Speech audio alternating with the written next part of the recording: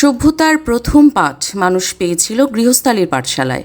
রবীন্দ্রনাথ ঠাকুরের এই অনুপম বাণীর অনুপ্রেরণায় নির্মীয়মান রবীন্দ্র বিশ্ববিদ্যালয়ের প্রস্তাবিত স্থায়ী ক্যাম্পাস পরিদর্শনে এলেন পরিবেশ, বন ও জলবায়ু পরিবর্তন বিষয়ক মন্ত্রণালয়ের উপদেষ্টা সৈয়দা রিজওয়ানা হাসান। সোমবার 16 জুন সিরাজগঞ্জের শাহজাদপুর উপজেলার বুড়িপোতাজিয়া মৌজার সবুজ প্রকৃতির বুকে গড়ে ওঠা এই উচ্চশিক্ষা আশ্রয়স্থলটির সম্ভাব্য রূপ অবলোকন করেন তিনি। সকালে বিশ্ববিদ্যালয়ের অস্থায়ী ক্যাম্পাসে শিক্ষকবৃন্দের সঙ্গে সৌজন্য সাক্ষাৎ শেষে দুপুর 12:30টায় শুরু হয় মূল পরিদর্শন। এখানে 100 একর জমিতে স্থায়ী ক্যাম্পাস নির্মাণের পরিকল্পনা ইতোমধ্যেই চূড়ান্ত হয়েছে। ভবিষ্যতের জন্য আরও 125 একরের আবেদন প্রক্রিয়াধীন রয়েছে।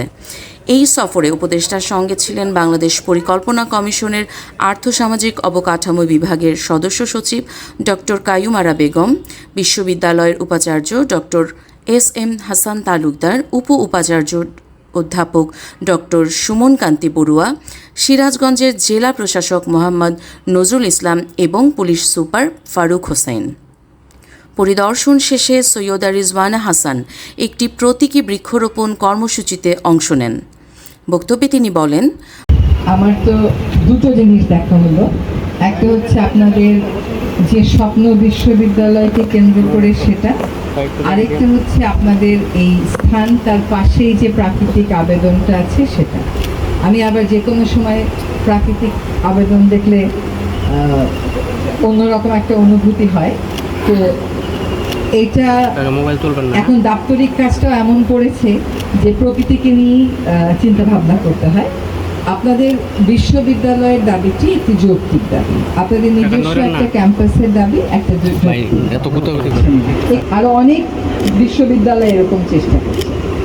এই যে আমরা সংস্কারের কথা বলি, এটাই হচ্ছে বিষয় যে আমাদের কাজগুলো, জনসেবাগুলো, সেগুলো যেন আমরা সঠিক সময়ে সঠিক কাজটা করতে পারি।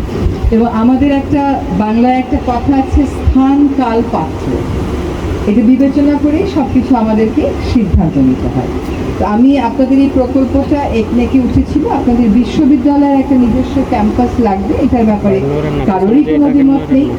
আমাদের শুধু এখানে এসে দেখা যে জায়গাটা আসলে কেমন, জায়গাটা কতটুকু উপযুক্ত। আর বরাদ্দ 500 কোটি বেশি না 500 কোটি কম, কাজ শুরু হলে আরও পাওয়া যাবে নাকি আরও পাওয়া যাবে না। আপনারা তো 500 কোটি পেলেন, এমন অনেক বিশ্ববিদ্যালয় আছে তারা কিছুই পায়নি এখনো পর্যন্ত। তো আপনি আকাশের দিকে তাকিয়ে হতাশা করবেন নাকি মাটির দিকে তাকিয়ে আশান্বিত হবে, সেটা একটা বড় চয়েস। অবশ্যই আপনারা সকলে অনেক কষ্ট করে এসছেন, আপনাদেরকে অনেক ধন্যবাদ। আমি রবীন্দ্র বিশ্ববিদ্যালয় শুনলেই তো একটা কাব্যিক অনুভূতি হয়। আজকের দিনটাও সেই অনুভূতিটাকে সমর্থন করলো। আর সিরাজগঞ্জ থেকে যখন স্পিড বোর্ডে করে চলে আসলাম, একদিকে চলন বিল, আরেকদিকে বড়াল নদী, দুটো নিয়ে একসময় অনেক আন্দোলন করেছি, অনেক কাজ করেছি। স্থানীয় সম্প্রদায় যখন আন্দোলন করেছে তাদেরকে আইনি সহায়তা দিয়েছি। কাজে মোটামুটি দৃশ্যপটটা আমার পরিচিত, অপরিচিত নয়। আমি আপনাদের শিক্ষা জীবনের সার্বিক কল্যাণ কামনা করি। আমি আজকে যারা এই অনুষ্ঠানের আয়োজন করেছেন, আমাদের এই পরিদর্শনের আয়োজন করেছেন, তাদেরকে আন্তরিকভাবে ধন্যবাদ জানাই। সিরাজগঞ্জ শহরকে মানুষ কিন্তু চিনে যমুনা পাড়ের শহর হিসাবে, সিরাজগঞ্জ পাবনাকে মানুষ কিন্তু চিনে তাঁতের উৎপাদন স্থান হিসাবে, ভালো মিষ্টির স্থান হিসাবে। কারণ এখানে গোচারণের অনেক বড় বড় বিস্তৃত জায়গাতে প্রচুর পরিমাণ গরু এবং সেখান থেকে দুধ এবং সেখান থেকে মিষ্টি হয়।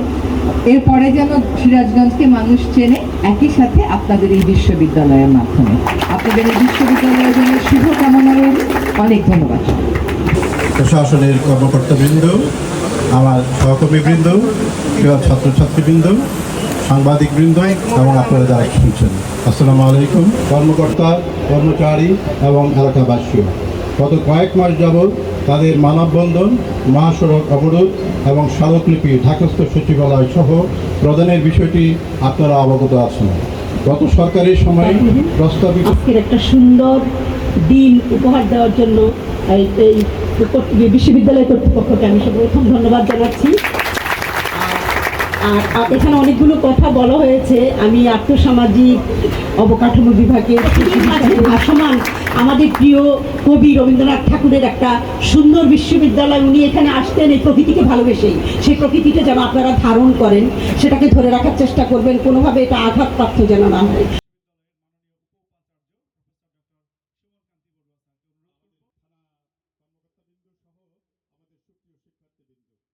রবীন্দ্র বিশ্ববিদ্যালয়ের স্থায়ী ক্যাম্পাস গঠন একটি সময় উপযোগী ও দূরদৃষ্টি সম্পন্ন সিদ্ধান্ত।